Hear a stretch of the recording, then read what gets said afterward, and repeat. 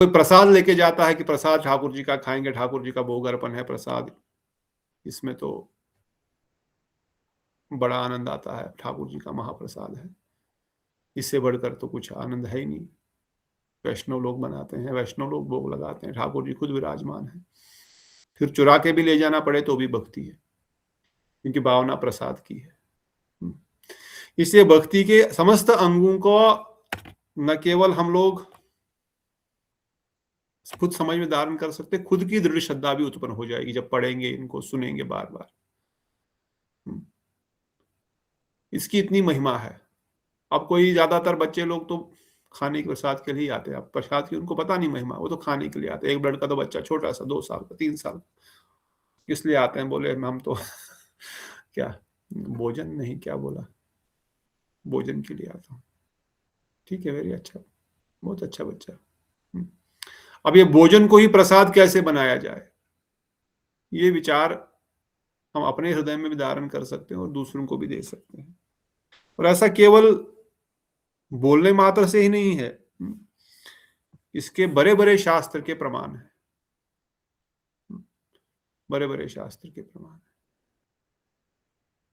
इस महाप्रसाद के लिए पार्वती देवी ने इतनी तपस्या की कि जगन्नाथ जी का प्रसाद मुझे भी चाहिए। इस महाप्रसाद के लिए नारद मुनि ने वैकुंठ में कितने सालों तक तपस्या की, कितने दिव्य युगों तक तपस्या की, तब जाकर के एक मुट्ठी श्री हरि नारायण का लक्ष्मी जी ने एक प्रसाद दिया। उस प्रसाद का एक बूंद पाने, एक दाना पाने के लिए शिव जी कितना नृत्य किया आनंद में। और उस प्रसाद के लिए माता पार्वती ने जगन्नाथ जी को प्रसाद सबसे पहले उनके पास जाता है, जगन्नाथपुरी में विमला देवी के पास, उसके लिए तपस्या की। इसी महाप्रसाद के सचिनंदन गौर हरि किस प्रकार से जगन्नाथपुरी में इसका सेवन करते हैं। यही महाप्रसाद जब अद्वैताचार्य नित्यानंद प्रभु और गौर हरि को बुलाते हैं घर पे प्रसाद पाने के लिए, और अद्वैताचार्य अपना नित्यानंद प्रभु अद्वैताचार्य को बोलते, ये कितना थोड़ा सा प्रसाद दिया आपने, इससे मेरा क्या होगा, लो फेंक दिया उनके शरीर पर। तो वही अद्वैताचार्य उस प्रसाद की महिमा को बढ़ाने के लिए उस प्रसाद को पूरे शरीर पे मल लेते हैं। नित्यानंद प्रभु का महाप्रसाद है, वाह, पूरे शरीर पे उसको मल लेते हैं कि महाप्रसादे गोविंदे नमो ब्रह्मणे वैष्णवे स्वल्प पुण्यम मतम राजन विश्वासुने विजायते। शरीर अविद्या जाल जड़िंद्रिय आदि, शरीर के अविद्या जाल से निकालेगा। इस जीवा को कंट्रोल करने का दूसरा कोई उपाय नहीं है सबसे सरल प्रसाद देने के अतिरिक्त। प्रसाद के अतिरिक्त इसको दूसरा क्या उपाय है बताओ? इससे सरल कोई उपाय नहीं, कोई भी भक्ति नहीं बन रहा, भक्त नहीं बनता, नहीं मानता भक्ति करना, पर बढ़िया स्वादिष्ट प्रसाद तो ग्रहण करेगा ना,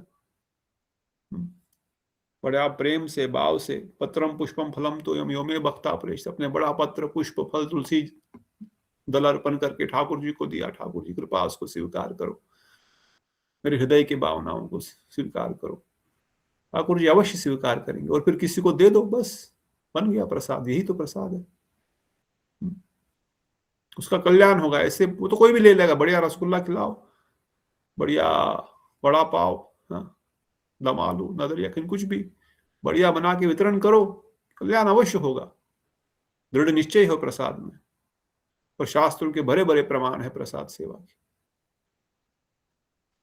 ये सरल उपाय बता रहे हैं। अच्छा, मठ में आइए नाचिए, अब नाचने का प्रमाण, नाचने का भी प्रमाण है शास्त्रों में, नाचते तक भक्ति। अरे क्या हरे कृष्ण वाले खाब नाचते हैं, आते हैं कूदते रहते हैं, अरे एक जगह बैठना चाहिए, चुपचाप शांति से भजन करना चाहिए, ध्यान करना चाहिए, ये क्या करते रहते हैं, ऊपर आगे पीछे गोल गोल ऊपर कूदना,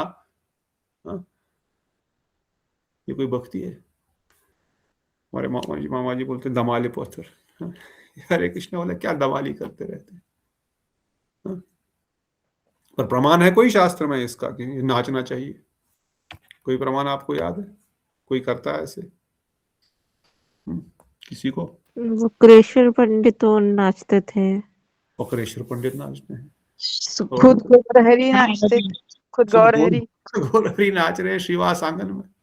हाँ, वो नाच रहे हैं गौरहरि जगन्नाथ रथ यात्रा में, श्रीवास आंगन में जी, श्रीवास आंगन में। अब कौन नाचेगा इससे अधिक? भगवान शंकर अभी तो कहा एक दाना लेकर के तांडव नृत्य करते हैं। हाँ? जब नाचने जब जब बृहद भागवत अमृत में गोप कुमार शिव जी के वो यहाँ गए कैलाश में, तब क्या हो रहा था वहां पे? हाँ? जब नारद मुनि गए शिव जी का गुणगान करने, याद है शिव जी क्या कर रहे थे? शिव जी नाच रहे थे, दोनों आकाश में ही आलिंगन कर रहे हैं नाच नाच के एक दूसरे का, नारद मुनि और शंकर भगवान। तो क्यों नाच रहे हैं? बड़ा नाच रहे हैं, दंड नाच रहे हैं, इसको तांडव बोला गया है। यहाँ पर बताया भी गया, नृत्य का दूसरा नाम है तांडव। तांडव खाली प्रलय के लिए नहीं होता है, तांडव मीन्स नृत्य, आनंद से नृत्य करना। नित्यानंद प्रभु नाच रहे हैं, वक्रेश्वर पंडित नाच रहे हैं, गदाधर पर नाच रहे हैं, सभी महाप्रभु पार्षद नृत्य कर रहे हैं, शंकर भगवान नृत्य कर रहे हैं, नारद मुनि निरंतर नाचते रहते हैं। बताओ कौन नहीं नाच रहा है? तो क्या खाली हरे कृष्ण वाले नाचते हैं? क्या ये गौड़िया मठ वाले ही नाचते हैं बस? अरे शंकर भगवान जब खुद नाच रहे हैं, जब स्वयं भगवान नाच रहे हैं, जब कृष्ण नाच रहे हैं रासलीला में स्वयं, और इतना तेज नाच रहे कि शतकोटि गोपियों के पास एक साथ पहुंच जाते हैं विद इन सेकंड। इससे बढ़िया क्या प्रमाण चाहिए नृत्य करने का? तो कौन सा ऐसा 64 भक्ति का अंग है जो स्वयं भगवान ने नहीं किया और बाकी भक्तों ने नहीं किया? आप एक एक प्रमाण उठा करके देखेंगे तो सब प्रमाणों में आपको कुछ न कुछ भक्ति के, हमारे नवदा भक्ति के स्थापित आचार्य ही कर दिए गए। नवदा भक्ति के अंगों के तो स्पेसिफिक आचार्य बना दिए गए। अजय श्रवण के जो एग्जाम्पल है, आचार्य इन द सेंस जो उनके मूर्तिमान एग्जाम्पल, जिन्होंने केवल श्रवण मात्र करने से भगवत भक्ति प्राप्ति की, किसने की थी? परीक्षित महाराज। परीक्षित महाराज ने, Parikshit Maharaj. Okay, very good. कौन बोला? आवाज थोड़ी डिफरेंट आई। चंद्रकांत था, उससे उसके पहले भी कोई आई थी। केवल बोलने मात्र से, केवल कथा करने से किसको मिली? कृष्ण प्रेम। केवल सेवा करने मात्र से, पाद सेवन से लक्ष्मी जी को। इनके प्रत्यक्ष, इनके तो एग्जाम्पल एक, मतलब जिन्होंने केवल भक्ति के एक अंग का पालन किया और कृष्ण प्रेमा भक्ति भगवत धाम प्राप्ति हो गई, कृष्ण प्रेम की प्राप्ति हो गई। ये तो एक एग्जाम्पल है, एक। बाकी तो और भी हजारों हैं। श्रवण केवल परीक्षित महाराज ने थोड़ी किया। क्या धुंधकारी की को कृष्ण प्रेम प्राप्ति नहीं हुआ? क्या ब्रज गोपियों ने भागवत सुना उद्धव जी से, उनको कृष्ण प्रेम की प्राप्ति नहीं हुई? 88,000 ऋषि। 28,000 ऋषि। एक एग्जाम्पल दिया गया, इनको ऋषि, इनको आचार्य बना दिया गया, ये सब श्रवणांग भक्ति का आचार्य। जप करने से कौन जप करता था सबसे अधिक? हरिदास ठाकुर जी। बताओ। स्वयं माया देवी हाथ जोड़ रही है उनको, माया देवी, स्वयं माया देवी, मतलब कैन इमेजिन, भगवान की बहिरंग शक्ति की अधिष्ठात्री। तो ये भक्ति के 64 अंग जो है कोई असाधारण नहीं है। इन सब के बुरे बुरे प्रमाण शास्त्रों पुराणों में भरे हुए हैं।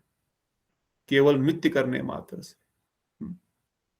नृत्य करने मात्र से एक वैश्या और एक बहलिया जंगल में रहते थे। पशु मारन, पशु को मार करके खाना, चोरी डकाती करना, बस इतना ही करना। एक बार नारद मुनि, एक बार एक ऋषि उनके घर महल में आए। एक राजा के महल में एक ऋषि आया और उनको प्रणाम आदि किया, बैठा हुआ है। तो बोले राजा कहाँ है? बोले राजा अभी आएंगे थोड़ी देर में। पर गया कहाँ? बोले वो नृत्य कर रहा है, मंदिर में जाकर के नाच रहा है। तो ऋषि बोले ये तो बड़ा विलक्षण चीज है, तो राजा जाके नाच रहा है मंदिर में और किसी को आने नहीं देता, अकेले नाचता है वो और उनकी धर्मपत्नी। हाँ। ऋषि बोला मुझे बताओ इसका ये क्यों, आप नाचते क्यों हैं?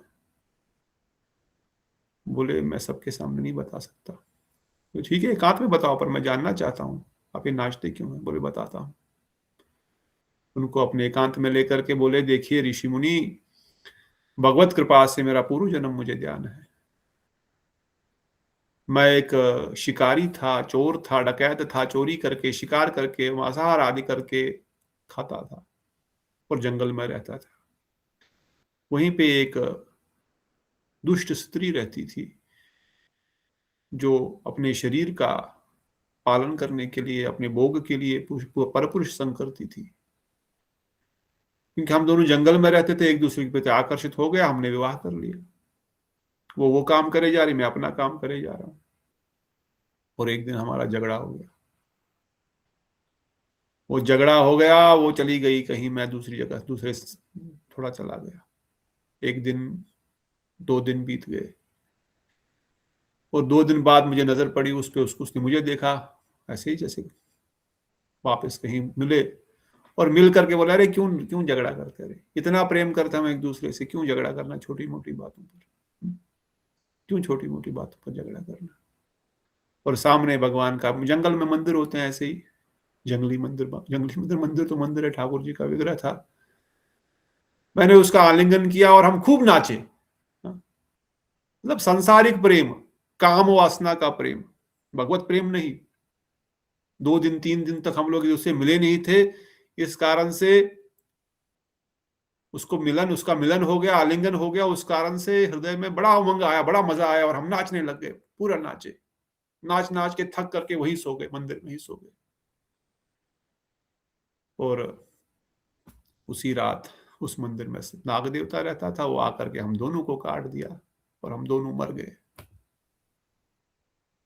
और जब हिसाब किताब हुआ तो बोले, इनको भगवान के श्री विग्रह के सामने नृत्य करने का फल दिया जाए। इन्होंने तो भगवान के सामने नृत्य नहीं किया, इन्होंने तो भोग में रहते हुए नृत्य किया, अपने खुशी के लिए, अपने मन को आनंद, सांसारिक भोग, सांसारिक सुख के कारण नृत्य किया। अरे हाँ, सांसारिक सुख के कारण नृत्य किया, पर किया कहाँ, किसके सामने किया? हाँ, ठाकुर जी के सामने, गोविंद के सामने किया।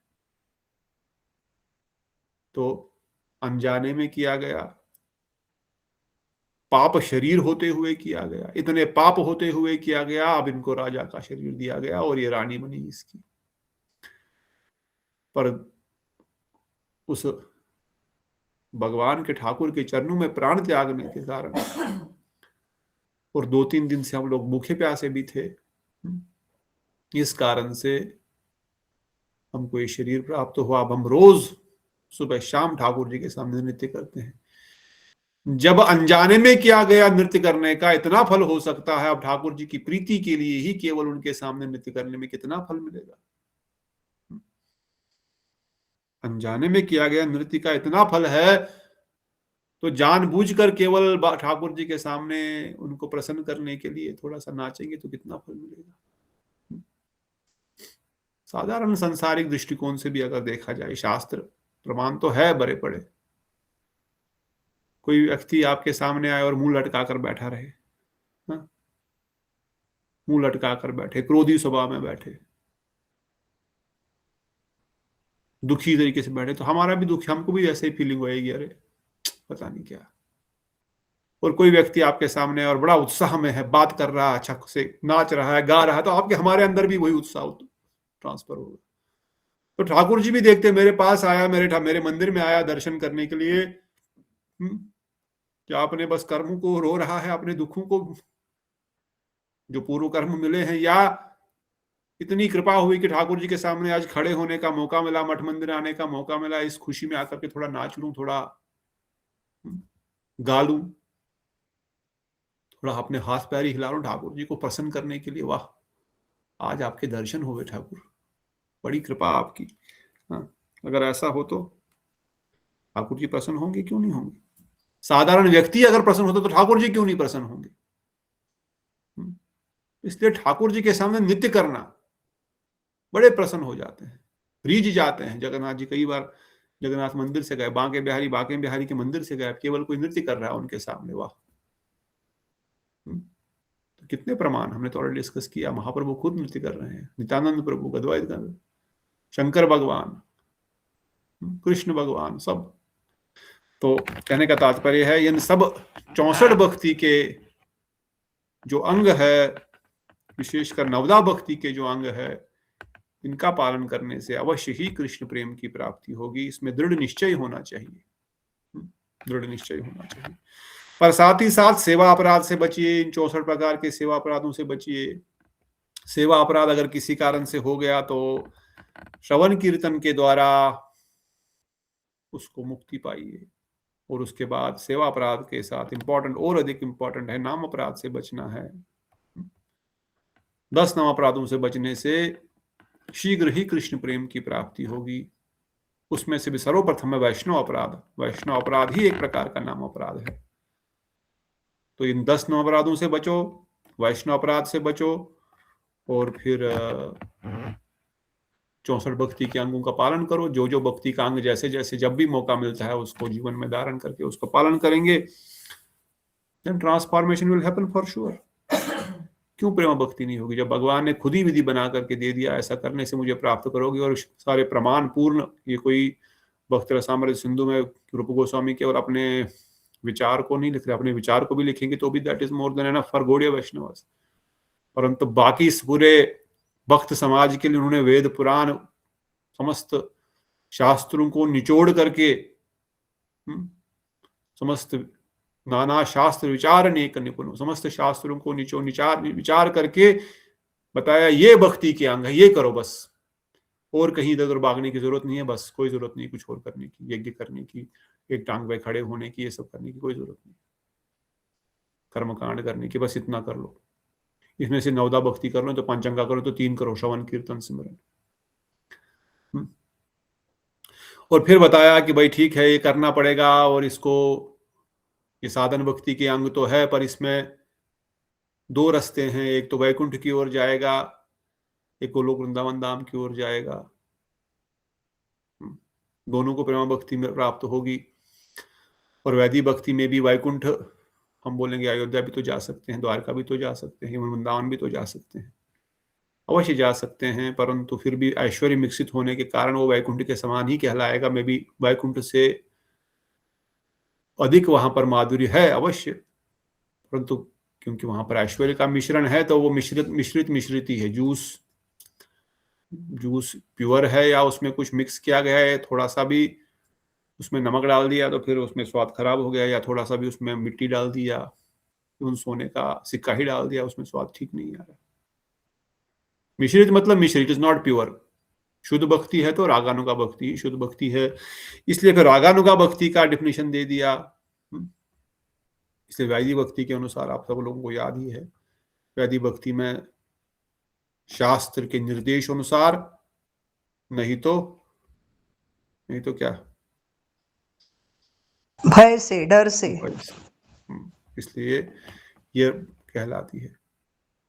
और फिर बताया रागानुगा भक्ति का लक्षण। रागानुगा भक्ति का लक्षण क्या है, इसकी डेफिनेशन क्या है, इसके लिए वो क्या बताया, क्या है रागानुगा भक्ति का लक्षण। कृष्ण की प्रीति के लिए जो हम कार्य करते हैं वो रागानुगा भक्ति। कृष्ण की प्रीति, सेवा प्रतिलोभेन यदि तानी क्रियन्ते तदा रागानुगा भक्ति। कृष्ण की प्रीति के लिए, प्रीति मतलब क्या करोगे, उनको बोलोगे कि मेरी सेवा करो। कृष्ण प्रीति मतलब मैं उनकी सेवा कैसे करूं। प्रीति शब्द से ही मतलब है सेवा, प्रेम शब्द का अर्थ है सेवा, भजन बिना बज धातु से, बज धातु का अर्थ है सेवा। तो मैं उनकी सेवा कैसे करूं, उसके प्रति लोभ होना, पर वो लोभ कैसे आएगा, वो किस कारण से आ रहा है, किस कारण से आ रहा है, में उनके हरि कथा सुनने के द्वारा, हरि कथा से। स्वाभाविक लोभ है वो शास्त्र में भय के कारण नहीं है, शास्त्र के निर्देश के कारण नहीं है, वो स्वाभाविक है, वो स्वाभाविक है। निजा विमत ब्रज राजा नंदस्य, ब्रजराज नंदस्य, निजाबितमा, निज अंदर हमारे उनके प्रति नेचुरल प्रीति है। अब नेचुरल प्रीति किसी को हार्डली होती है, इसलिए हार्डली किसी को नेचुरल प्रीति, इसलिए हार्डली कोई रागानुगा भक्त होता है। अगर हम 64 भक्ति के अंगों का भी पालन कर रहे हैं, क्यों कर रहे हैं, क्यों कर रहे हैं, क्यों कर रहे हैं आप, क्योंकि अभी बताया रूप गोस्वामी जी ने, शास्त्र में लिखा है, तभी तो कर रहे हैं। अपने अंदर झांक के देखना है ना, मैं क्यों कर रहा हूँ 64 भक्ति के अंग। अभी बोला यार रूप गोस्वामी जी ने, 64 भक्ति के अंगों को पालन करने से कृष्ण भक्ति की प्राप्ति होगी, प्रेम भक्ति की प्राप्ति होगी। मतलब शास्त्र में लिखा तभी कर रहा हूं ना, तो कौन सी भक्ति हो गई? वैधि भक्ति, विधि हो गई। वैधि हो गई। इसलिए सब लोग वैधि भक्ति ही कर रहे हैं, परंतु गुरुदेव कहते हैं वैधि भक्ति कर रहे हैं, परंतु आप लक्ष्य तो रागानुगा को रखो। मैं रागानुगा भक्ति अभी नहीं कर पा रहा हूं, परंतु लक्ष्य मेरा रागानुगा करना है, इसलिए वैधि कर रहा हूं। ये भावना हृदय में कम से कम जागृत करो। और इस कैसे भावना जागृत होगी? फिर बताया, सेवक साधक रूपेण सिद्ध रूपेण चात्र ही तद भाव लिप्सुना कार्या व्रजलोकानुसारता। सेवा करो, शरीर से सेवा करो साधक के रूप में, और सिद्ध रूपेण चात्र ही, सिद्ध रूप से, अपने मानसिक रूप से आप चिंतन करो। अब मानसिक रूप से क्या चिंतन करेंगे? अपना सिद्ध देह का पता ही नहीं है, तो क्या चिंतन करेंगे मानसिक देह से? कुछ नकली चिंतन करेंगे कि मेरा ये स्वरूप है, मेरा ये शक, मैं स्त्री हूं कि पुरुष, मतलब ये भी पता नहीं, मैं साखी हूं कि दासी हूं कि वासना, तो क्या चिंतन करेगा साधक देह से? सिद्ध देह से क्या चिंतन करेगा? जो रूप गोस्वामी ने अपने ग्रंथों से बताया है, जैसे हमने अभी पढ़ा था उत्कलिका वल्लरी वगैरह, वैसे कर सकते हैं। अब जो अधिकार है वैसे कर लो। या फिर वृंदावन धाम की परिक्रमा वगैरह, राधा कृष्ण की हमने गुरुवर्ग से कथा वगैरह सुनी है, वो हम चिंतन कर सकते हैं। इतना तो कर ही सकते हो ना, इतना तो कर ही सकते हो। वृंदावन धाम की परिक्रमा मानसिक रूप से नहीं कर सकते क्या? राधा कुंड, श्याम कुंड में स्नान, डुबकी, रमना महारानी में डुबकी लगा करके, षड गोस्वामी के मंदिरों को प्रणाम करके मन ही मन उनको पुष्पार्पण करो, फल फूल दे दो रोज। नहीं जा सकते हैं वृंदावन इस अवस्था में। ऑफिस है, घर है, गृहस्थी है, पता नहीं क्या क्या बंधन है। बंधन कुछ नहीं है, पूर्व कर्म है जो नहीं कटे अभी तक। जो अपराध, जो अनर्थ है, दुष्कृति सुकृति, उस अनर्थ उन्होंने उनकी हथकड़ियों से बंधे हुए हैं, इसलिए नहीं कर सकते। तो क्या करेंगे? मन का तो कोई बंधन नहीं है ना, शरीर को बंधन है। शरीर को बंधन है संसार का, पुत्र परिवार का, रिस्पॉन्सिबिलिटीज का। मन का कोई बंधन है? मन को कोई बांध सकता है? बांधा हुआ है किसी ने? नहीं। तो फिर क्या प्रॉब्लम है मन से जाने में? क्या प्रॉब्लम है? रोज हम षड गोस्वामी मंदिरों में दर्शन करें, प्रणाम करें, बढ़िया फल फूल मार्केट से मन ही मन भर के लेके जाएं, एक दो टोकरी उनको समर्पण करें। क्यों, क्या प्रॉब्लम है इसमें? कुछ प्रॉब्लम है? नहीं। रुचि नहीं है, पर रुचि आई नहीं ना अभी। ये बड़ा सीक्रेट बातें बता रहा हूँ, कोई बताएगा नहीं, और कोई, ये तो खुद के अंदर से आना चाहिए। कई साल पहले जब ऐसा करता था, मैंने महाराज को एक बार पूछा, महाराज ऐसा, हाँ, एक प्रभु जी को पूछा, बोले अरे ऐसा नहीं करते, ये तो मंडेन होता है, ये तो मंडेन हो गया, मन से ही तुम कुछ भी सोच रहे हो, ऐसा थोड़ी करते हैं।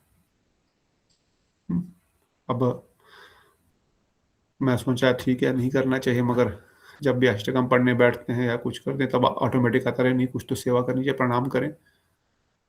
अरे नहीं, कुछ फल फूल बढ़िया से, जितने भी फल ध्यान आते हैं टोकरियों में भर भर के सामने रख देता हूं मैं। अभी क्या करें, आई लाइक इट। उन्होंने महाराज को पूछा, महाराज ऐसा पूछो, मैं बोले यही तो भक्ति का, यही तो लोभ है। ऐसे तो लोभ आएगा, अभी यहां पर करने का इच्छा प्रकट करेंगे, फिर साक्षात करने की इच्छा प्रकट करेंगे, और फिर उस दाम में जाकर के ऐसी इच्छा प्रकट करेंगे।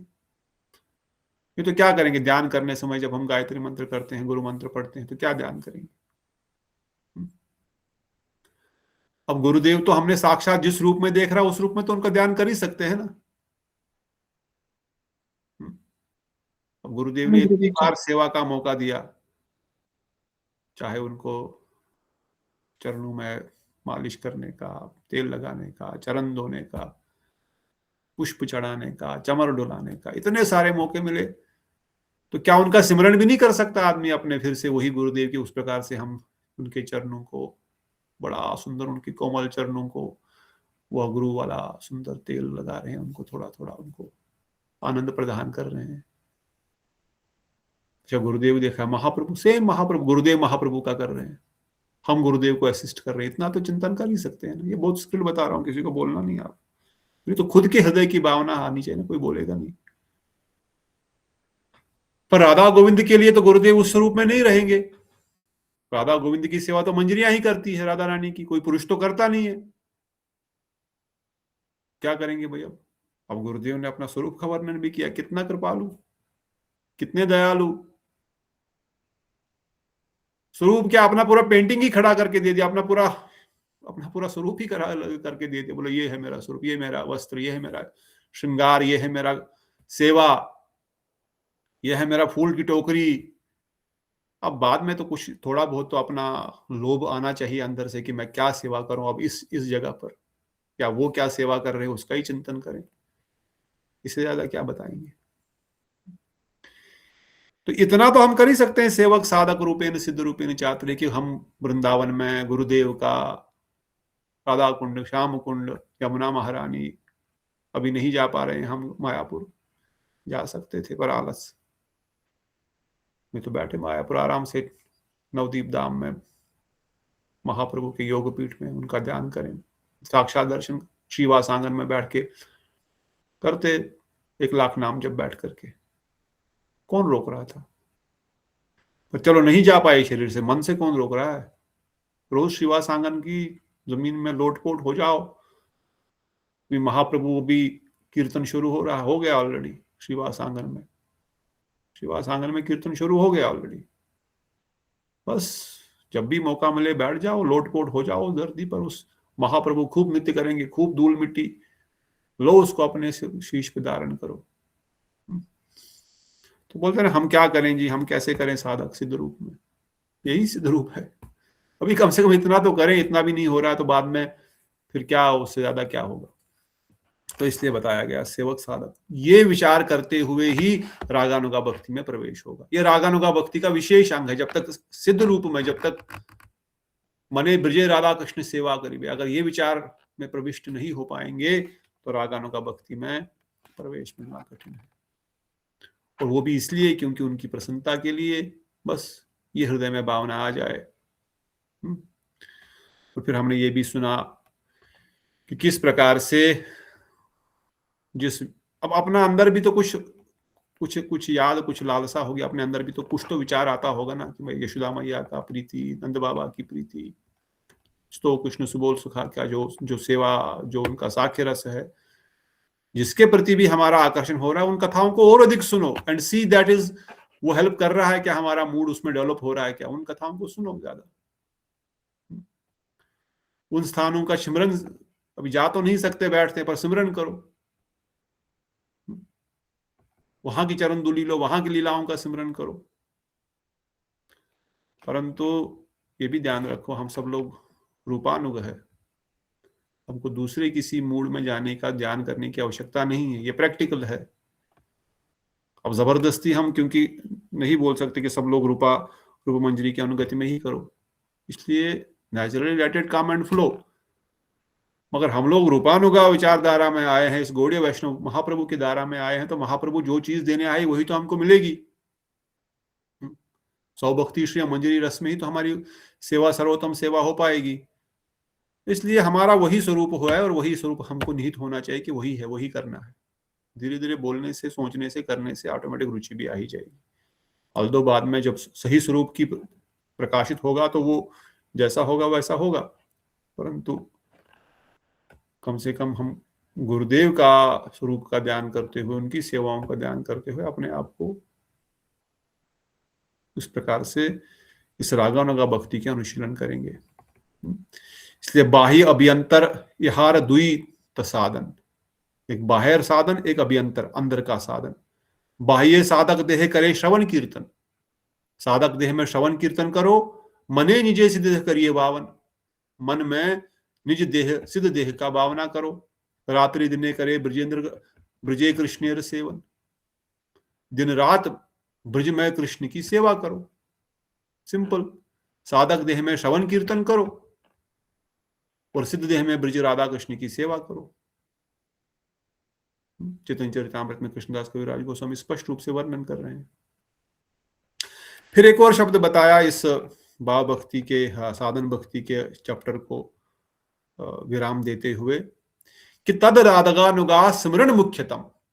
ये भी ध्यान रखना पड़ेगा, इस रागानुगा भक्ति में सर्वोत्तम जो अंग है भक्ति का वो क्या है? क्या है रागानुगा भक्ति का सर्वोत्तम अंग? स्मरण कहा था। और वैदिक भक्ति का सर्वोत्तम अंग? संकीर्तन। संकीर्तन। ठीक है, अब इसको आधा अधूरा छोड़ के आगे भाग जाएंगे तो फिर बोलेंगे आपने बोला नहीं था, इसलिए दोबारा इसमें हम समय लगा रहे हैं। तो वैसे पढ़ा हुआ है, अब क्योंकि पढ़ने के बाद बोलने के बाद भी जब तक 4 बार उसको रिपीट नहीं करेंगे तो समझ में नहीं आएगा, इसलिए करना पड़ता है फिर से। इसलिए रागानुगा भक्ति का मुख्य अंग सिमरन है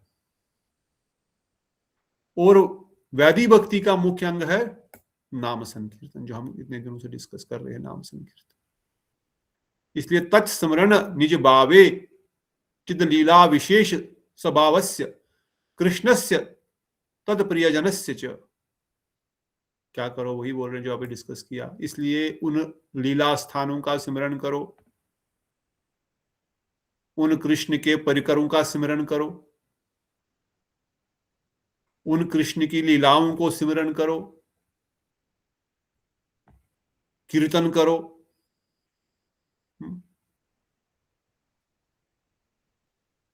तो रागानुगा भक्ति फलीभूत होएगी। परंतु ध्यान रखो, अर्चन आदि विधि में मुद्रा नहीं करना, क्योंकि रागानुगा बोल रहे हैं, रागानुगा के लिए स्मरण इंपॉर्टेंट है। क्या करना इंपॉर्टेंट है? सिमरन करना है। किसका सिमरन करना है? किसका सिमरन करना है? सिमरन किसका करना है? ये आपके लिए है। राधा कृष्ण का, उनकी लीलाओं का, जो हमने गुरु परिकरों का, उनकी लीला स्थानों का। कौन से लीला स्थानों का? गोवर्धन आदि में जहाँ पर उन्होंने लीला करी है, राधा श्याम कुंड, जहाँ पर भी उन्होंने अपने भाव के अनुरूप, जैसे हमें जिन परिकरों के साथ लीला पसंद है, उनके जहाँ स्थानों पर उन्होंने लीला करी, उन स्थानों का। अब इसलिए इंपॉर्टेंट यहाँ पर है निज भावे तचा तच तच सिमरन निज भावे। जो आपके हृदय में भावना आ रही है, जिस जिस जिस जिस रस की, दास्य साख्य वात्सल्य माधुर्य, उस भाव का स्मरण थोड़ा करो, उस भाव के भक्तों का थोड़ा सा कीर्तन करो, उस भाव के भक्तों की लीलाओं को थोड़ा सुनो, पढ़ो। जो पहले डिस्कस किया, ये रागानुगा भक्ति में इंपॉर्टेंट है। और हम लोग क्योंकि रूपानुग है, इसलिए हम रूपानुगा, रूप मंजरी, राधा कुंड, श्याम कुंड, यमुना, इन सब स्थानों में ही इन्हीं का सिमरन करेंगे, इन्हीं की लीलाओं का ध्यान, आदि सिमरन और कथा कीर्तन सुनेंगे। इसलिए हम उत्कलिका वल्लरी पढ़ रहे हैं। हम लोग साखी लीला नहीं पढ़ रहे हैं, साखे रस की लीलाएं नहीं ज्यादा पढ़ रहे हैं, हम लोग उत्कलिका वल्लरी पढ़ रहे हैं। क्या सेवा रूप मंजरी प्राप्त करना चाहती है? हम लोग पढ़ रहे हैं संकल्प गुरुमात। क्या विश्वनाथ चक्रवर्ती ठाकुर, वृंदावन दास ठाकुर, उनकी टीका पढ़ रहे हैं। हम नरोत्तम दास ठाकुर के भजनों को गाते हैं, हम भक्तिविनोद ठाकुर के भजन गा रहे हैं, अमितो राधिका पक्षपाती सदा, वो भजन गा रहे हैं हम तो। राधा कृष्ण प्राण मोला युगल किशोर, ये भजन गा रहे हैं। राधानाथ तो हमारा प्राण है, ये गा रहे हैं हम लोग, क्योंकि ये रूपानु का भजन विचारधारा है, इसलिए हम यही गा रहे हैं। और जो लोग साख्य में होंगे में भी वो गाएंगे दूसरा वाला भी, न कृष्ण कन्हैया दाऊ जी के भैया, may be they can go more into that. छोटी छोटी गैया छोटे छोटे ग्वाल, छोटो सो मेरो मदन गोपाल, घास खाए खैया दूध पीवे द्वार, माखन खाए मेरो मदन गोपाल। अब वो व्यक्ति उसका may be that they will like this bhajan. अब ये भजन ट्यून के कारण लाइक नहीं है, हृदय की भावना के कारण, अभी तो बहुत दूर है, परंतु आइडिया होना चाहिए कि किस प्रकार से निज भाव से सेवा होगी।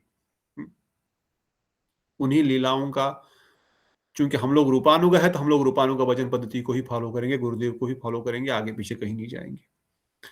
और साथ ही साथ ये करेंगे रूपानुग रूप गोस्वामी अर्थात रूपानुग रूप मंजरी के अनुगत्य में और उन्हीं स्थानों का राधा कुंड, श्याम कुंड, गिरि गोवर्धन, गिरिराज की तलहटी, सांकेत वन, टेर कदम, जहां जहां कृष्ण की लीलास लीलाएं हुई है, जहां भी कृष्ण की मधुर मधुर लीलाएं गोपियों के साथ हुई है, सांखरी खोर, दान, क्या है, दान गली, सेवा कुंज, निधिवन, इन सब रासस्थलियों पर इनका चिंतन करेंगे, इनका श्रवण करेंगे, इनका अर्चन करेंगे। और साथ ही साथ एक वार्निंग ये भी है, क्या नहीं करना है, क्या नहीं करना है, मधुरा आदि नहीं करनी है, द्वारिका की रुक्मणी आदि देवियों के अनुगत्य में उनका भजन पूजन करने की नहीं आवश्यकता है।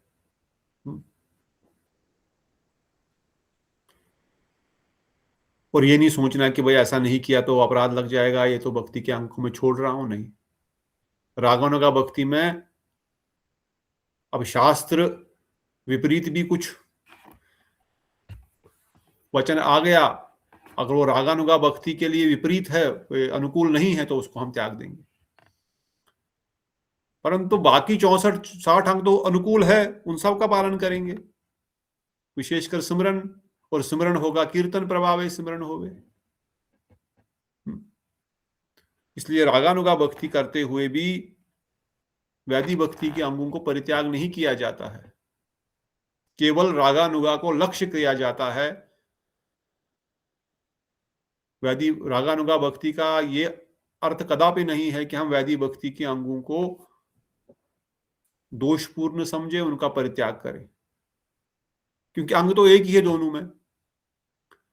खाली ये 4 अंग जो बताए, मधुरा, न्यास, मथुरा की मनीषियों का अनुगत्य में रहने की अभिलाषा, इन सब को छोड़ दें, बस बाकी सब सेम चीज करते रहें। अवश्य ही कोई भी दोष नहीं लगेगा इनको छोड़ने से, और रागानुगा भक्ति में उल्टा प्रगति होगी। इसलिए अर्चन में मुद्रा न्यास, द्वारिका ध्यान, द्वारिकापुरी मनीषियों की पूजा, इन भक्ति का अंगों का पालन करना आगम आदि शास्त्रों से विहित होने पर भी भाव के प्रतिकूल होने के कारण इनका पालन करना कर्तव्य नहीं है, क्योंकि ये भाव के अनुकूल नहीं है। It will disturb the mood, इसमें रसाभास हो जाएगा। एक जगह पत्नी रूप में है, एक जगह साक्ष्य रूप में है। यहां सिमरन की प्रधानता होने के कारण कुछ लोग रागोदय होने के पूर्व अनर्थ युक्त अवस्था में भी निर्जन भजन छलनकारी तथा अपने को रागानुगा मानकर अष्टकाल लीला स्मरण करने का अभ्यास करने लगते हैं, किंतु श्रुति स्मृति पुराण आदि श्लोक में वर्णित एकांतिक भक्ति प्रदर्शन करना उनके लिए उत्पाद कारण बन जाता है। इसलिए मंडेन रूप से मन से ही कोई भी लीला का स्मरण नहीं करेंगे, कुछ अपने मन से कोई लीलाएं क्रिएट नहीं करेंगे। राधा कृष्ण भी ये लीला कर रहे हैं जो मैंने सुनी है, न कभी पढ़ी है, न रूप मंजरी ने, न रूप गोस्वामी ने किसी ग्रंथ में लिखा, न सनातन गोस्वामी ने लिखा, न रघुनाथ दास गोस्वामी, न गुरुदेव ने कहीं कही, पर मैं अपने मन से ही सोच रहा हूँ ऐसी लीला हो गई। ऐसा नहीं चलेगा। हाँ, लीला आपके सामने प्रकट हो गई, ठाकुर जी ने कोई लीला प्रकट की तो फिर अलग बात है, फिर तो शुद्ध भक्त हो गई, फिर तो भाव भक्ति की स्टेज आ गई, फिर तो ध्यान स्मरण, एक अंग ध्यान, सर्वांग ध्यान, लीला ध्यान, फिर तो वो स्टेज आ गया, फिर तो कोई बोल नहीं सकता, फिर तो अलग बात है। वो तो भाव की स्टेज अगर वहां पहुंच गए तो फिर तो सर्वांग ध्यान होगा ही, फिर तो लीला ध्यान भी होगा ही होगा। तो रूप मंजरी लिख सकती है कि भाई राधा रानी की चोटी सांप जैसी दिख रही है, जबकि शास्त्र में कहीं नहीं लिखा होगा, परंतु उनको दिख रही है इसलिए वो बोल रहे सांप उनकी चोटी को पकड़ लिया लगता है। पर जब सनातन गोस्वामी उसी चीज को प्रकाशित प्रमाणित करेंगे, हाँ मुझे लगा कि उनकी चोटी में उनके सर पे सांप शायद एक पकड़ रहा है, बहुत काला सा, जब मैं आगे बढ़ के देखा तो उनकी चोटी थी। रूप गोस्वामी आपने सही लिखा है, आपने जिस लीला का सिमरन किया बिल्कुल सही किया। ऐसी ही राधा रानी की चोटी है, एकदम काले बाल, ऊपर घने और नीचे फिर वो पतले होते जा रहे हैं नीचे, परंतु सांप, अजगर सांप की तरह एकदम मोटे और बड़े चमकीले। तो ऐसी लीला सिमरन हो गया तो अलग बात, परंतु तब तक हम मन से कोई ऐसी लीला का सिमरन नहीं करेंगे जो गुरुवर्गों से सुना है, उनका ही चिंतन करेंगे। अदरवाइज खाली हम अनर्थग्रस्त अवस्था में जो है नष्ट भ्रष्ट हो जाएंगे और ऐसी बात सुन करके बाबा जी को ढूंढने लगेंगे, हमको भी कोई मंजरी स्वरूप दे दे, हमको भी कोई बता दे मंजरी कौन सी हो, क्या सेवा है। हम ऐसे ही फिर जो है भक्ति मार्ग से हम गिर जाएंगे। इसलिए विधि मार्ग रत जने राग मार्ग होई न प्रवेश, भक्तिनाथ ठाकुर कहते हैं। इन 64 भक्ति के अंगों का पालन करो, विधि मार्ग में रत हो जाओ, प्रैक्टिस करो परफेक्टली, निरंतर राग मार्ग का ध्यान करते हुए कि हमको उनकी कृष्ण लीला सेवा प्रार्थना करते हुए, आपकी निकुंज सेवा, आपकी मंजरी सेवा प्रार्थना हमारी है, वही हमारा लक्ष्य है, उसकी प्रार्थना करते हुए श्रवण कीर्तन आदि करें। और सिद्ध रूप में साधन रागानुगांगी है सिमरन, और सिमरन भी करें। इसलिए विधि मार्ग में द्वारिका भाव एकादश ऐश्वर्य का सिमरन होने, इस विधि मार्ग में ब्रजेंद्र में श्री कृष्ण सेवा प्राप्ति नहीं होती। विधि मार्ग ना ही पायले ब्रजे कृष्ण चंद्र, विधि मार्ग से ब्रज में कृष्ण चंद्र की प्राप्ति नहीं होगी। और इधर बता रहे विधि मार्ग रत, यानी विधि मार्ग में रत रहो, इधर बोले विधि मार्ग में कृष्ण की प्राप्ति नहीं होगी, तो क्या करें भाई? क्या करेंगे फिर? करेंगे इतना ही कि हम रागानुगा भक्ति के अंगों को ही पालन कर रहे हैं, ये सोच करके ही रागानुगा भक्ति के अंगों को पालन करेंगे, कृष्ण की प्रसन्नता के लिए करेंगे। इतना बस ध्यान में रखें, ठीक है? Any doubt? Time is over also, ठीक है। If no doubt then will go to भाव भक्ति।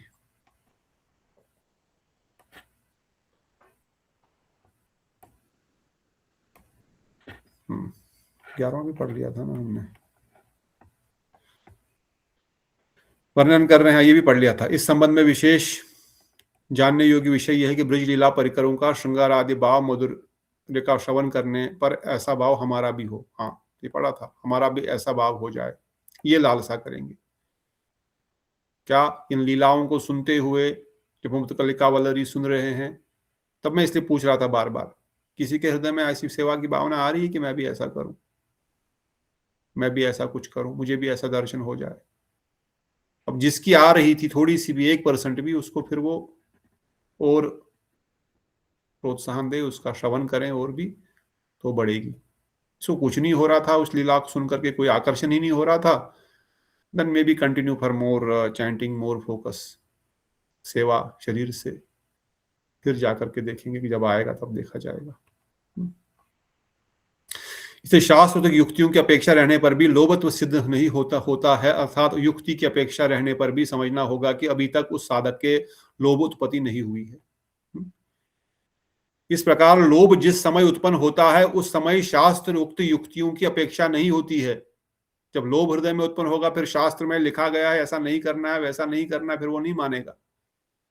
शास्त्र युक्ति की अपेक्षा रहने पर भी लोभत्व की सिद्धि नहीं होती है। अगर शास्त्र का रिस्ट्रिक्शन रहा और शास्त्र के कारण उसने उस अपने डिजायर जो हृदय में आ रही है, ठाकुर की सेवा की, राधा गोविंद की सेवा की, उसको छोड़ दिया, मतलब अभी तक लोभ उत्पन्न हुआ नहीं, मे भी कोई आभास था, कोई परछाई थी, एक्चुअली लोभ तो भी आया नहीं।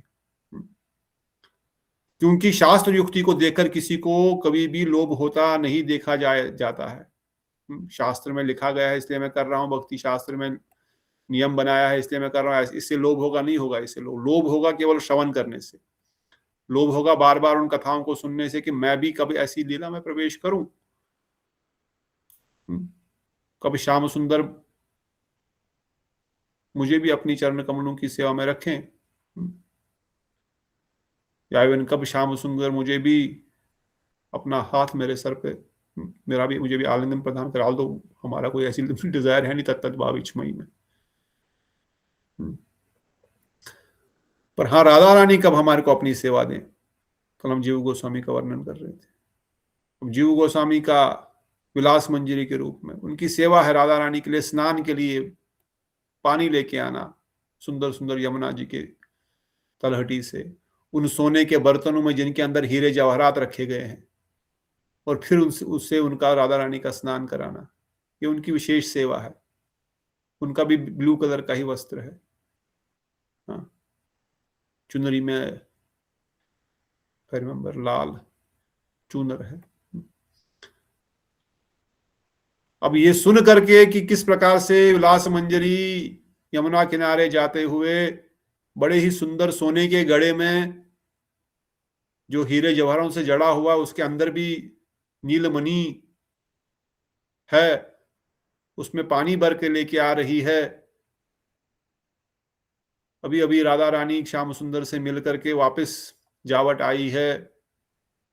अब इनको जाना है नंद बाबा के घर पे, यशोदा मैया के पास, वहां पर जाकर के ठाकुर जी के लिए भोग बनाना है। इसलिए इनको तैयार करना है, श्रृंगार करना है, इनको स्नान कराना है, और इनको स्नान कराएंगी अभी मंजरियां। वैसा सुनते सुनते अगर हृदय में ऐसी एक भावना जागृत हो गई कि काश मुझे भी कोई ऐसी सेवा मिल जाए। हाँ? ऐसा नहीं कि मैं भी ये सेवा कर रही हूं, मैं भी मटका उठा करके कल से पानी भरना शुरू करूं राधा रानी को स्नान कराने के लिए। No, that is risky, that is ekantik bhakti. उत्पाते वही करपते, उसी को एकांतिक भक्ति बोलेंगे। परंतु ये डिजायर कि मुझे भी ऐसी सेवा मिल जाए, मुझे भी ऐसी कोई सेवा मिल जाए, उसमें ये डिजायर ही रागानुगा है। और ये ठीक, वो डिजायर होना ठीक है, वो अभिलाषा होना ठीक है, वो लोभ होना उसके लिए ठीक है। और जब वह इतना लोभ बढ़ जाएगा, फिर वो शास्त्र के नियमों का पालन करने में भी तैयार नहीं होगा। अभी तो लोभनीय वस्तु की बात श्रवण करने से अथवा लोभनीय वस्तु का दर्शन करने से अपने आप लोभ उत्पन्न हुआ करता है। ये बात सुनकर के लोभ उत्पन्न हुआ। लोभपति के अनंतर लोभनीय वृजभाव किस प्रकार होता है, ऐसी जिज्ञासा होने पर शास्त्र की अपेक्षा होती है, क्योंकि शास्त्र में ही उसका प्राप्ति का उपाय लिखे हैं, अन्यत्र कहीं नहीं। जिस शास्त्र के से उक्त उपाय जाना जा सकता है, वह शास्त्र भगवत भजन की रीति का प्रधान प्रतिपादन करने वाला श्रीमद् भागवतम ही है। उन भजन अंगों में कुछ तद्भावमयी है, कुछ तद्भाव संबंधी है, भाव अनुकूल है, भाव अवरुद्ध है, भाव प्रतिकूल है। ये 5 प्रकार के साधन देखे जाते हैं। और रागानुगा में भी भजन अंग, जब मानसिक सेवा होगी, मानसिक चिंतन होता है, और प्रैक्टिकल सेवा भी जब होती है, भाव तद्भावमयी होगा, भाव संबंधी होगा, भाव अनुकूल होगा, भाव अविरुद्ध होगा। तद्भाव मतलब उनके भाव, तत् शब्द इंपॉर्टेंट भी है, तो समझाने के लिए बता रहा हूं। भाव भाव भाव, तद्भाव संबंधी, तद्भावमयी, तद्भाव अनुकूल, तद्भाव अविरुद्ध, तद्भाव प्रतिकूल, ये बताए गए। फिर जो हमने पिछली बार सुना था, दास, 10 का दास था। यह दास साख्य को भावमयी साधन कहते हैं। जो पहला है भावमयी, तद्भावमयी मतलब दास्य साख्य। दास्य साख्य को भावमयी साधन कहते हैं। दास्य साख्य आदि भावमयी श्रवण कीर्तन आदि संबंध के भावी प्रेम तरु का पोषण करते हैं। अतः दास्य साख्य को भावमयी साधन कहते हैं। जो दास्य रूप में भगवान का भजन करते हैं, उनको प्राप्त करने की अभिलाषा है और साख्य में है, वो भावमयी साधन करते हैं। गुरु पदाश्रय से लेकर मंजरी पद तक, मंत्र जप तक, मंत्र आदि पद, मंजरी दिख रहा है।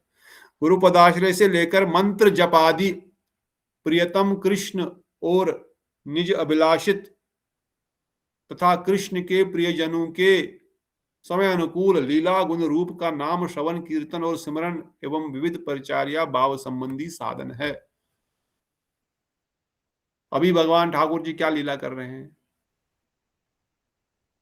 अभी 1.5 घंटे बाद भगवान कहाँ पे होंगे, उसके 2 घंटे बाद कहाँ होंगे, सुबह 4 बजे क्या करेंगे, 6:30 बजे कहाँ होंगे, 8:30 बजे कहाँ होंगे, या 3-3 घंटे का चलो अगर ले लेते हैं तो 3-3 घंटे का एक काल, अष्टकाल, 8 काल हो गया, 8 3 24।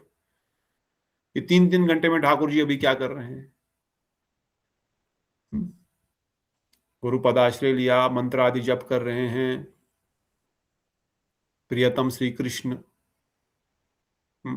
और उनके परिकर, उनके प्रियजन कौन सी लीला इस समय कर रहे हैं, उनका सिमरन, उनका कीर्तन, और वहां पर कुछ सेवा अभिलाषा करने की अंदर से लालसा जागृत हो रही, वो भाव संबंधी है। भाव के उपादान कारक को भाव संबंधी कहते हैं। जिसके द्वारा भाव परिपक्व होता है उसको उपादान कारण कहते हैं। अभी हिंदी है उपादान और उपादान भाव के उपादान कारक कारण को भाव संबंधी कहते हैं। उपादान कारण क्या होता है? क्या होता है उपादान कारण? हिंदी जानने वाले। उपादान कारण सेकेंडरी रीजन। गुरु पदाश्रय से भाव गठित होता है, अतः इन अंगों का भाव संबंधी साधन कहा जाता है। गुरु पदाश्रय से भाव गठित होता है, भाव एकजुट होता है, भाव प्रारंभ होता है, या भाव का गाढ़ा होता है, व्हाटएवर यू कॉल इट। इन अंगों से भाव संबंधी साधन कहा जाता है। तीसरा बताया गया, निज अभिलाषित भाव प्राप्ति की उत्कंठा से एकादशी, जन्माष्टमी, कार्तिक व्रत और कृष्ण प्रीति के लिए भोग त्याग, तपस्या रूप अंग समूह एवं पीपल, तुलसी, प्रभिता का प्रभाती का सम्मान आदि अंग समूह भाव के अनुकूल होते हैं। कि तीसरा स्टेप, भाव अनुकूल क्या है? तद्भाव अनुकूल जो हमने ऊपर पढ़े थे, तद्भाव अनुकूल, तद्भाव संबंधी, तद्भावमय, उसी को एक्सप्लेन कर रहे हैं। भाव संबंधी क्या है, भावमयी क्या है, और भाव अनुकूल क्या है? भाव के अनुकूल क्या है? उन वस्तुओं की सेवा करो, उन स्थानों पर जाकर के रहो, उन भक्ति के अंगों को पालन करो जो भाव के अनुकूल, अर्थात भाव को जो बढ़ाएंगे। अर्थात कार्तिक में इन सब भजनों को गाओ, कीर्तिदा देवी का महीना है, राधा रानी परम दयालु है, इस महीने में उनकी कृपा याचना करो, इसको पालन करो कार्तिक व्रत को। एकादशी भक्ति जननी है, माधव तिथि भक्ति जननी, इसका यत्न से पालन करो। जन्माष्टमी राधा रानी खुद ऑर्गेनाइज करती है, she is the chief organiser of Radha Janmashtami. बड़ी प्रसन्न होती जो जन्माष्टमी में भाग लेगा, और कृष्ण बड़े प्रसन्न होते जो राधाष्टमी में भाग लेते हैं। इन सब चीजों को करने से भाव अनुकूल होगा। और भगवान के लिए भोगों को त्याग देना, भोग नहीं करेंगे, तपस्या करेंगे, ठंड है तो फिर भी सुबह उठ के स्नान आदि करेंगे। ये भाव अनुकूल है, ये हमारे भाव को प्रोत्साहन देंगे। उसी प्रकार तुलसी, पीपल, इनको प्रणाम करना, ये सब भाव अनुकूल संबंधी। जो ऊपर भक्ति के 64 अंग है उनको बता रहे हैं, डिवाइड कर रहे हैं, भाव अनुकूल, भाव संबंधी, तद्भाव। और फिर श्री हरिनाम अक्षर शरीर पे धारण करना, भगवान की जो माला है उसको गले में धारण करना, तुलसी लेना, उसको अपने ठाकुर जी के चरणों की तुलसी लेना, प्रणाम करना, ये भाव विरुद्ध साधन है, भावाविरुद्ध। अपने भाव के प्रतिकूल न होने ही भाव विरुद्ध है। पूर्वोक्त भक्ति अंगों का पालन करना कर्तव्य है। ठीक है। अब न्यास, मधुरा और द्वारिका ध्यान आदि अंग समूह निज अभिलाषित भाव के प्रतिकूल है। ये भाव के भावाविरुद्ध साधन है। अर्थात हरिनाम अक्षर धारण करना भाव के अनुकूल है, पूर्वोक्ति भक्ति अंग पालन करना कर्तव्य है। हरिनाम अक्षर धारण नहीं किया, ठाकुर जी की माला नहीं लिया उनको, या उसका सम्मान नहीं किया, जब मिले तब ले लो, अपने गले में धारण करो। और अगर नहीं किया उसको हमने नेग्लेक्ट किया, तो ये है भाव विरुद्ध। अगर उसको स्वीकार किया तो ये भाव अनुकूल हो गया। और लास्ट बट नॉट लीस्ट, न्यास, मुद्रा, द्वारिका ध्यान जो हमने पहले डिस्कस किया, आदि अंग समूह निज अभिलाषित भाव के प्रतिकूल होने के कारण रागानुगा भक्ति में वर्जनीय है। इस प्रकार अपने अपने अधिकार के अनुसार शास्त्र विहित अंगों का अनुष्ठान करना कर्तव्य है तथा निषिद्ध अंग समूह वर्जनीय है। इसको हम पालन नहीं करेंगे, अर्थात मथुरा आदि का ध्यान नहीं। तद भाव प्रतिकूल, ये भाव प्रतिकूल है। एक अनुकूल था, वो प्रतिकूल था। ठीक है, भाव अविरुद्ध और भाव प्रतिकूल में क्या अंतर है? दोनों एक ही लग रहे हैं ना। भाव प्रतिकूल और भाव अवरुद्ध, क्या लग रहा है आपको? स्वीकार न करना वस्तुओं को, माला, चंदन, तिलक आदि को विरुद्ध कहा जाएगा। और द्वारिका ध्यान और मुद्रा आदि को नहीं करना चाहिए, क्योंकि ये भक्ति के प्रतिकूल नहीं है, अनुकूल नहीं है, प्रतिकूल है। ठीक है, एवरीवन अंडरस्टूड? Any doubt? प्रभु जी, इसमें लिखा है श्री हरि नाम अक्षर माल्य और निर्मल आदि धारण, तो हाँ धारण करने को बोला है, प्रणाम आदि अंगों को भाव विरुद्ध साधन कहते हैं। हाँ, वो मैं पढ़ रहा था, मुझे लगा वहां पे कोई मिस्टेक है ये, क्योंकि नीचे बताया हाँ, गया वो पूर्ववर्ती भक्ति अंगों का पालन करना कर्तव्य है। हम्म पूर्ववर्ती मतलब ऊपर दिए गए, है ना, हम्म इसलिए। तो भाव के विरुद्ध, अर्थात अगर ये सब चीजें नहीं करेंगे तो भाव विरुद्ध हो सकता है। और यहां पर बताया गया भाव प्रतिकूल। भाव प्रतिकूल मतलब न्यास मुद्रा को हमको करना ही नहीं है। हाँ, ये वो भाव तो ये समझ आ गया, ये वाला नहीं आया कि हरि यही नाम मुझे, अक्षर माँ, हाँ, क्योंकि इसमें यहाँ पे कंफ्यूजन हो रहा है। मुझे लग रहा है इसमें ये मिस्टेक है, जहां तक मुझे समझ में आ रहा है। क्योंकि अपने भाव के प्रतिकूल न होना ही भाव विरुद्ध है। जो प्रतिकूल नहीं है, अर्थात नहीं, वो अपने भी भाव, समझ आया, अपने भाव के प्रतिकूल नहीं होना, पर ये धारण ना भाव, करना, ये भाव विरुद्ध कैसे हो गया? हाँ वही मैं बोल रहा हूँ, यहाँ पर कुछ तो गड़बड़ है। हरिनाम अक्षर माल्य निर्मल धारण प्रणाम आदि अंगों को भाव विरुद्ध साधन कहते हैं। नाम अक्षर माल्य निर्मल आदि धारण तथा प्रणाम आदि अंगों को भाव विरुद्ध, कहाँ पता, न करना तो नहीं है ना, मैंने ना पढ़ा क्या? हरिनाम अक्षर माल्य और निर्मल्य आदि धारण तथा प्रणाम आदि अंगों को भाव विरुद्ध साधन कहते हैं। ये भाव विरुद्ध साधन के लिखा है हाँ, इसमें, कहते हैं। अगर इनको आपने धारण नहीं किया तो भाव विरुद्ध हो गया, ऐसा मैं, क्योंकि पूर्ववर्ती भक्ति अंगों का पालन करना कर्तव्य है, हाँ, और अगर नहीं, हाँ, उसमें ना धारण लिखा करना चाहिए था, या तो न धारण धारण करना लिखा। क्या हो, भाव विरुद्ध लिखा है ना, अब भाव विरुद्ध भाव विरुद्ध अर्थात तो है कि लिखा है अगर, ना, हाँ, इसमें यही मीनिंग है कि अगर हम नहीं करें तो। अगर हम नहीं करेंगे तो ये, हाँ, अब ये हाँ। हिंदी ऐसा है, नहीं, पर मैं, अगर ये है कि भाव के विरुद्ध इसको धारण करते हैं तो वो भाव विरुद्ध हो जाएगा। नहीं, अगर धारण करोगे तो ऐसा नहीं, अगर हरिनाम अक्षर माल्य निर्मल आदि धारण तथा प्रणाम आदि अंगों को ये सीधा ही लिखा है कि भाव विरुद्ध कहते हैं। भाव विरुद्ध साधन कहते हैं। यहाँ शायद न, अब ये मिस प्रिंट होगा न। अभी मुझे भी लगा, but may be I am not so expert in Hindi, ऐसा भी सेंटेंस शायद लिखते होंगे कि, क्योंकि सेकंड लाइन में इज क्लियर, अपने भाव के प्रतिकूल ना होना भाव विरुद्ध है। अगर प्रतिकूल नहीं है तो वो भाव विरुद्ध है। हाँ जी, हाँ जी, ये तो ठीक है। पूर्ववर्ती भक्ति अंगों का पालन करना कर्तव्य, मतलब ये पालन करना हमारा कर्तव्य है। तो इसलिए ना शब्द हो सकता है, वो गड़बड़ वहां पर मिस्टेक हो सकती है, but still will verify it. तो ये हो गया यहाँ पर साधन भक्ति, एक्चुअली टॉपिक भक्ति रसमल सिंधु में पूर्ण होता है। इसको हमने डिटेल में पिछले हफ्ते भर से फिर से पॉइंट बाय पॉइंट सुना कि क्यों इन 64 भक्ति के अंगों को, आज हमने एग्जाम्पल के साथ भी, बाकी एग्जाम्पल खुद आप ध्यान करके मुझे एक एक एग्जाम्पल आप बता देना 64 भक्ति के अंगों का, जब भी आपको मिलेगा। हम कथा को आगे बढ़ते रहेंगे, बीच बीच में पूछते रहेंगे। आज हमने कीर्तन रूपी भक्ति अंग को किस प्रकार स्वयं महाप्रभु भी करते हैं, शंकर भगवान भी नृत्य करते हैं, महाप्रभु भी नृत्य करते हैं, नित्यानंद प्रभु भी नृत्य करते हैं, स्वयं श्याम सुंदर भी नृत्य करते हैं। तो ये भक्ति का सबसे विशेष अंग है, क्योंकि स्वयं भगवान तक कर रहे हैं, भक्त भी कर रहे हैं, तो इसलिए देयर इज नो डाउट।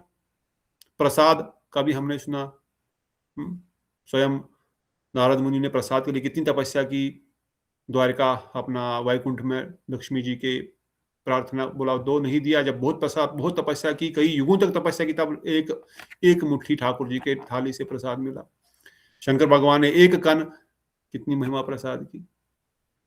फिर वही पार्वती जी ने उसके लिए कितनी तपस्या करके जगन्नाथ जी का प्रसाद हम सब तक पहुंचाया। प्रसाद की कितनी महिमा। स्वयं अद्वैत आचार्य के ऊपर जब नित्यानंद रूप प्रसाद फेंक रहे हैं तो अपने शरीर में पूरा लगा रहे हैं। महाप्रभु खुद जाकर के हरदास ठाकुर के तिरुभाव के दिन सबको ऊपर हम महाप्रसाद बांट रहे हैं। रघुनाथ दास गोस्वामी जो प्रसाद अब गाय भी नहीं खाएगी उसको दो करके खा रहे हैं, ये महाप्रसाद की वैशिष्ट है। सो दिस इज स्वयं भगवान उनके भक्त प्रमाणिक रूप से। उसी प्रकार से श्रवण कीर्तन का भी हमने सुना, उस प्रकार से आप भी ध्यान करना। बाकी अंगों का, अर्चन का, अर्चन नवदा भक्ति की तो आचार्य है ही। रथ यात्रा के सामने नाचना, रथ यात्रा में भाग लेना, ठाकुर जी गुरु वैष्णव पदाश्रय तो आपको बताइए। तो इन भक्ति के सभी अंगों को स्वयं भगवान ने एग्जाम्पल देने, हमारे पुराणों ने एग्जाम्पल देते हुए स्पष्ट किया है कि ये सारे भक्ति के अंग बहुत विशेष है और इनको पालन करना चाहिए। और जो नवदा भक्ति के विशेष अंग है उसका पालन करना है। अर्चन हमने ये भी समझा ठीक से कि 64 में से पहले 10 व्हाट टू डू, नेक्स्ट 10 क्या नहीं करना है, अगले 30 अर्चन संबंधी भगवान की प्रसन्नता के लिए हो गए 50, और बाकी 14 वो भी शुद्ध भक्ति रागानुगा भक्ति के अनुकूल। और फिर हमने वैदिक भक्ति और रागानुगा भक्ति में भेद डिटेल में सुना, क्योंकि ये साधन भक्ति ही हमारा सबसे काम की चीज है। प्रैक्टिकली जो हम दिन रात अप्लाई करके निष्ठा, रुचि, आसक्ति और फिर भाव भक्ति की स्टेज तक आ सकते हैं। अब भाव भक्ति को हम पढ़ेंगे, सुनेंगे, समझेंगे थ्योरेटिकली, पर प्रैक्टिकली इसकी हम अनुभूति नहीं कर पाएंगे क्योंकि भाव भक्ति पे हम पहुंचे ही नहीं है। परंतु साधन भक्ति हम कर रहे हैं और साधन भक्ति करते करते भाव भक्ति तक पहुंचना है। इसलिए साधन भक्ति is most important for a साधक। तो जब भाव भक्ति में आप पहुंचेंगे फिर तो हम अपने आप को एनालाइज करेंगे कि अच्छा ये भाव के ये लक्षण हमारे अंदर आ रहे हैं कि नहीं आ रहे हैं। या भाव भक्ति को सुन करके हम ये समझने का प्रयास करेंगे अच्छा भाव भक्ति में किस प्रकार की अनुभूति होगी, और उसको सुन करके उसके प्रति लोभ उत्पन्न होगा तो साधन भी अच्छे से करेंगे। तो ये भाव भक्ति सुनने का लाभ होगा। पर प्रैक्टिकली जो हमको करनी एक्टिविटीज है वो साधन भक्ति करनी है, और साधन भक्ति के अंतर्गत भी हमको रागानुगा साधन भक्ति करनी है, वैदिक साधन भक्ति नहीं करनी है। और रागानुगा साधन भक्ति भी कैसे करनी है, साधक रूपेण और सिद्ध रूपेण, ये भी हमको ध्यान रखना है। और वैदिक रागानुगा में भी किस चीज को रिजेक्ट करना है, किस चीज को एक्सेप्ट करना है, वो भी हमको ध्यान रखना है। कौन सी लीलाओं का, कौन से परिकरों का कैसे स्मरण होगा, ये भी ध्यान रखना है। रागानुगा भक्ति में स्मरण इंपॉर्टेंट है, वैदिक में संकीर्तन है, परंतु संकीर्तन से ही स्मरण होगा ये भी ध्यान रखना है। कीर्तन प्रभावे स्मरण होवे, कीर्तन करते करते स्मरण होगा, अलग से स्मरण नहीं होगा। सिमरन लक्ष्य है, ध्यान लक्ष्य है ठाकुर जी के लीलाओं का, गुणों का, रूप का, परंतु कीर्तन से बोलते, कथा सुनते सुनते, बोलते बोलते ही वो होगा। तो इसलिए साधन भक्ति को बड़ी विशेष तरीके से अगर हम ठीक से समझ पाए और जीवन में धारण कर पाए तो अवश्य ही कृष्ण प्रेम भक्ति की प्राप्ति इसी जन्म में हो। तो इन्हीं वचनों के साथ हम रुकते हैं। भाव भक्ति तो टॉपिक शुरू करना था पर नहीं किए, क्योंकि जबरदस्ती नहीं जंप करना चाहिए, क्योंकि साधन भक्ति इज मोस्ट इंपॉर्टेंट। इसलिए आज का दिन भी हमने साधन भक्ति को दिया। इसके बाद अब भाव भक्ति का वर्णन किया जा रहा है। ये उक्त भाव जिस भी साधक के द्वारा प्राप्त नहीं, ये उक्त भाव किसी भी साधन के द्वारा प्राप्त नहीं होता है। हाँ, ये टॉपिक टिपिकल हो जाएगा। बल्कि श्रवण कीर्तन आदि भक्ति के अनुष्ठान करते करते जब वह भक्ति परिपक्व अवस्था में उपस्थित होती है तब वह साधक चित्त के स्वयं ही निर्मल कर देता है। उस समय श्री कृष्ण की कृपा से, भगवत भक्तों की कृपा से भाव भक्ति स्वयं ही निर्मल चित्त में आविर्भूत होती है। भाव भक्ति आविर्भूत होने पर निम्नलिखित 9 प्रकार के लक्षण दिखाई देते हैं। अब क्या होंगे लक्षण वो बाद में सुनेंगे, परंतु ये स्पष्ट है कि साधन भक्ति परिपकेन कृष्ण कृपया तद भक्त कृपया वा भाव भक्ति आविर्भूता। ये भाव भक्ति किसी साधन के द्वारा नहीं होगी, ये भाव भक्ति होगी कैसे? कैसे होगी भाव भक्ति? कृष्ण की कृपा, कृष्ण की कृपा और साधन भक्ति परिपकेन कृष्ण कृपा तद भक्ति कृपा, भक्त कृपा। भक्त की कृपा, यानी भक्त और गुरुदेव का कृष्ण जो की कृपा, पदार्थ है। गुरुदेव की वैष्णव की कृपा से होगा ये। तो ये साधन क्यों कर रहे हैं फिर जब इससे होने वाला नहीं है? फिर क्यों करना 64 भक्ति के इतना दिनों से हम पढ़ रहे हैं? ताकि ये वैष्णव कृपा हम पर करें, कृष्ण कृपा प्राप्ति के लिए साधन पर होगा ये साधन से। और ये 9 प्रकार की है, वो 9 प्रकार के क्या है वो हम कल सुनेंगे। आज यहाँ पर कोई प्रश्न है तो लेंगे, नहीं तो आप सबको छुट्टी देंगे। कल आपको क्रिसमस मनाना है, क्रिसमस ट्री लाना है इसलिए नहीं प्रभु जी। अच्छा ठीक है। फिर कल तुलसी दिवस भी है, ऐसा सनातनियों ने मनाया है। तो तुलसी दिवस ही है ना, ऐसा तुलसी दिवस बोलते हैं ना। तुलसी दिवस। हाँ, तुलसी महारानी को प्रणाम आदि करेंगे।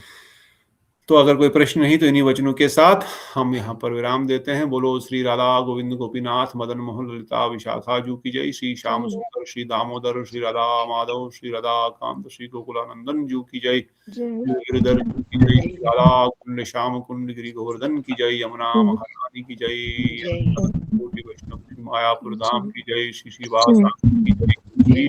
जय जय श्री जगन्नाथपुरी धाम की जय। जगन्नाथ बलदेव सुभद्रा सुदर्शन चक्र जू की जय। श्री बिहारी लाल की जय। श्री राधा रानी रसरानी महारानी ब्रजरानी की जय। श्री रूप गोस्वामी जू की जय। रूप मंजरी की जय। समस्त मंजरी वृंद की जय। श्री गुरु मंजरी की जय। श्री गुरु महाराज की जय। श्री प्रभुपाद की जय। अनंत अनंत कोटि वैष्णव वृंद की जय। नित्याई गौर प्रेमानंदे हरि हरि बोल। कृष्ण प्रभु जी, हरे कृष्ण प्रभु जी दंडवत प्रणाम। दंडवत प्रणाम नीता दीदी, दंडवत प्रणाम प्रवीणा दीदी, दंडवत प्रणाम बिटा दीदी, दंडवत प्रणाम चंद्रकांता दीदी, विनोद कुमार प्रभु जी, तुलसी दीदी दंडवत प्रणाम, शीला दीदी प्रभु जी दंडवत प्रणाम। राधा दीदी दंडवत प्रणाम एंड कृष्ण प्रभु, हरे कृष्ण। नीता दीदी, शीला दीदी, श्याम सुंदर प्रभु एंड दीक्षा। हरे कृष्णा चंद्रमोहन प्रभु जी दंडवत प्रणाम, दंडवत प्रणाम। गौर आनंदे हरि हरि बोल। राधे।